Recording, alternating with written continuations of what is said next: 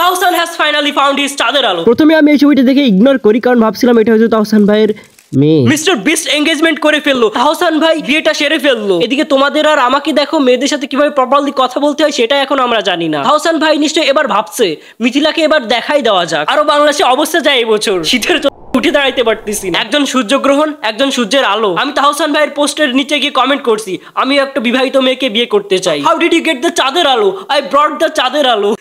Whole internet is going crazy. আমার শীতের hoodie আসলে তাহসান ভাই করছে, আমাদের ছোট ভাইও করে ফেললো। ইস, আমাদের ভাবি।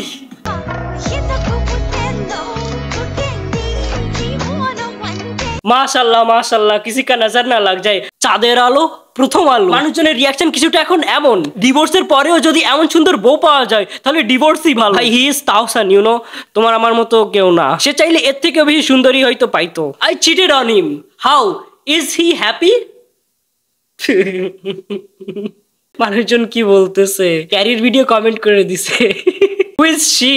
Does she even exist? কিন্তু একটা জিনিস আমি বুঝতে পারতেছি না, এটা নিয়ে এত মজা করার কি আছে? তাদের ইচ্ছা, তারা বিয়ে করছে, এখন সমাজে তোমরা বাস করো, আর তারা হচ্ছে সমাজের ট্রেন্ড সেট করে। আর যারা ভাবতেছো তাহসান ভাই অলরেডি একবার ম্যারিড আর ওনার বয়সও অনেক, বাট এত সুন্দরী মেয়ে কিভাবে বিয়ে করলো সে, ব্রো, হি ইজ তাহসান, তুমি আমি না। আর যারা আমরা তাহসান ভাইয়ের ভক্ত আছি, we are feeling very happy for him.